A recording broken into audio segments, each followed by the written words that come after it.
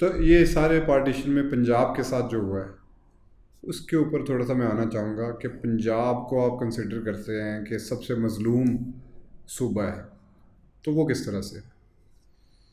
देखिए, आप पंजाब का नक्शा निकालें जी और उसकी पहले आप पंजाब का स्ट्रक्चर देखें जी कि पंजाब में मुसलमान कितने हैं। मेजॉरिटी मुसलमानों की है।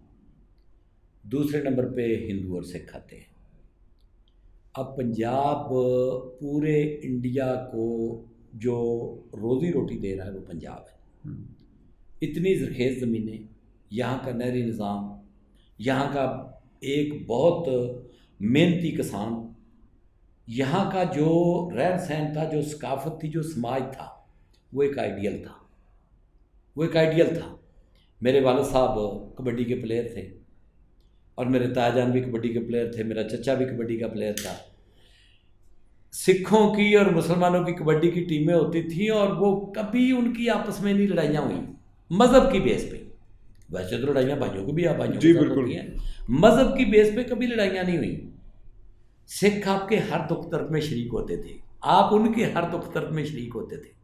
उसके बाद जो पंजाब के साथ हुआ है और ये जितनी ये जंगों में जो जो इलाका मैदान जंग बनता है वो कौन सा बनता है।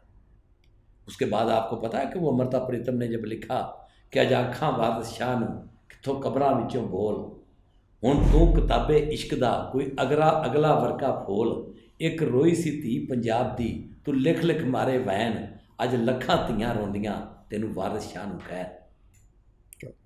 तो क्या होगा था? ये जो कत्लेआम सारी की सारी हुई है, ये किसकी हुई है?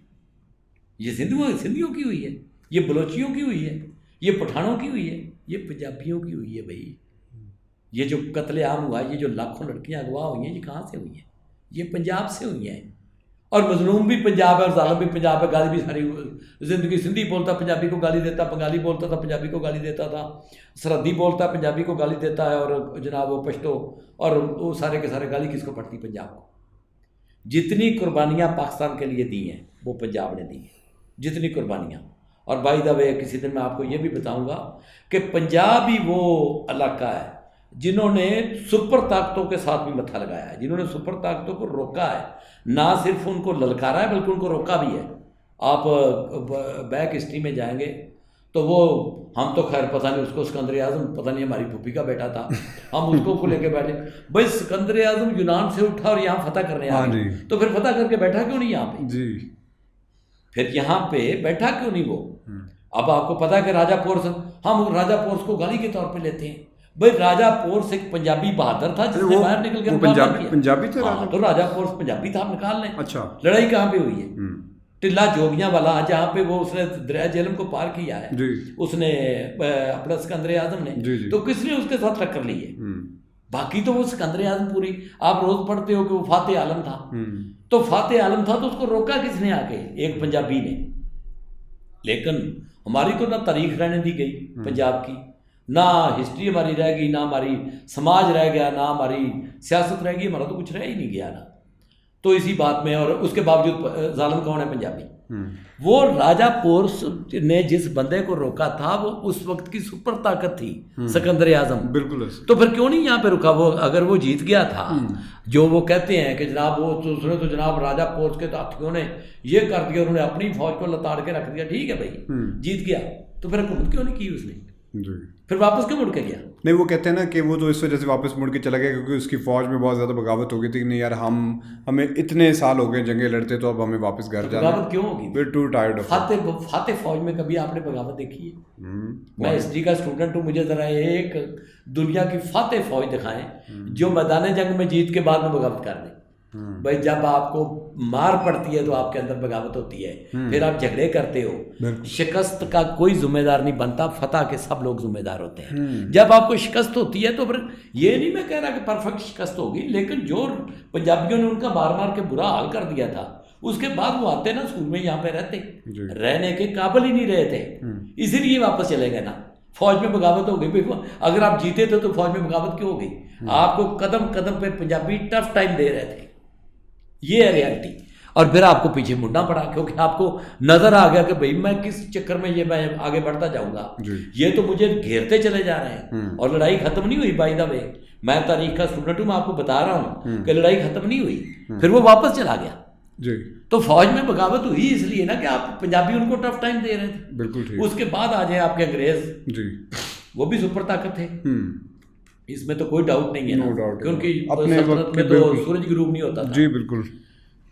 आपका बंगाल तो उन्होंने फतह कर लिया जी 1757 में, बक्सर की जंग भी वो जीत गए 57 में, 54 में वो प्लासी की जंग भी जीत गए। बिल्कुल। और उसके बाद वो आपका साउथ इंडिया उन्होंने फतह कर लिया सारे का सारा।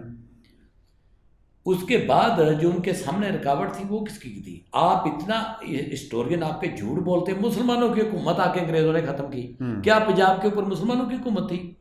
भाई पंजाब की सरहदें आपकी पेशावर तक थी। पंजाब की, ये पंजाब को तो आपने काट काट के इतना छोटा कर दिया है कि अब उसके आपकी पंजाब की सरहदें आपकी पेशावर तक थी। और उस वक्त पंजाब का सपूत राजा रंजीत सिंह यहाँ पे हाकम था। ये मुल्तान किसके साथ था? ये अपना ये जो सराइकी बेल्ट है सारी की सारी ये पंजाब में शामिल थी। कश्मीर तक पंजाब था, कश्मीर तक पंजाब था। अच्छा, उसके बाद आपका ये दिल्ली हरियाणा ये किस में शामिल था? ये आपका मशरकी पंजाब किधर था? ये पाकिस्तान, ये पंजाब में शामिल था। अंग्रेज़ों ने जो लास्ट पे सबसे आखिर पे सूबा फतह किया है 1848 में, किसको किया है? पंजाब को किया। आखिरी ये कहते हैं सरंगापटम आखिरी हद थी अंग्रेज़ों की, जब वो गिरी तो अंग्रेज भाई 1799 में उन्होंने टीपू सुल्तान को मारा। तो पंजाब तो खड़ा रहा उनके आगे 1848 तक। ये तो इतना झूठ बोला जाता, मैं तो हैरान होता हूँ कि ये झूठ की भी कोई हद होती है।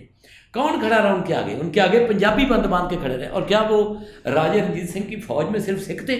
पहले उसका स्ट्रक्चर निकाल के देखे, उसका तो वज़ीर आज़म भी सिख नहीं था, वो भी मुसलमान था। लाहौर में बुलाया किसने? राजा रंजीत सिंह को मुसलमानों ने बुलाया। वो पंजाब की धरती का एक अजीम सपूत था जिसने उनको रोका।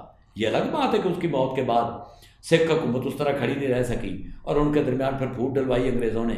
और फूट डलवाने के बाद लेकिन जो जंगें उन्होंने लड़ी हैं फिर भी उनमें आप देखें, ये जो द्वापा में जाके जंग हुई है सतलुज के किनारे के ऊपर, अपना वहाँ पे अटारी, मौजा अटारी अभी भी वहाँ पे मौजूद है।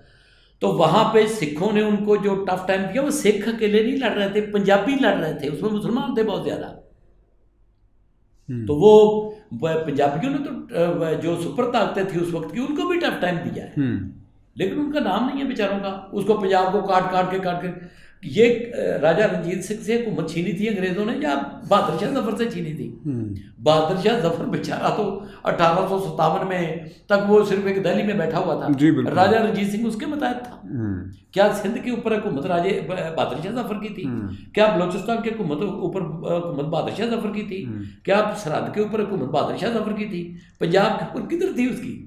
वो तो कहते हैं कि शहनशाह आलम दिल्ली था, पालम, वो पालम एक कस्बा था वहाँ पे छोटा सा था दिल्ली के, ये उसकी हुकूमत थी। वजीफा उन्हीं से लेता था, अपना उन्हीं का वजीफा खाता। हाँ, सुल्तान टीपू ने ज़रूर उनको रोका और लड़ाइयाँ भी लड़ी और कोशिश भी की, वो किसी दिन और आप रख लें। लेकिन जो उनको सबसे ज़्यादा टफ टाइम अंग्रेज़ों को दिया है वो सिर्फ पंजाबी जवानों ने दिया।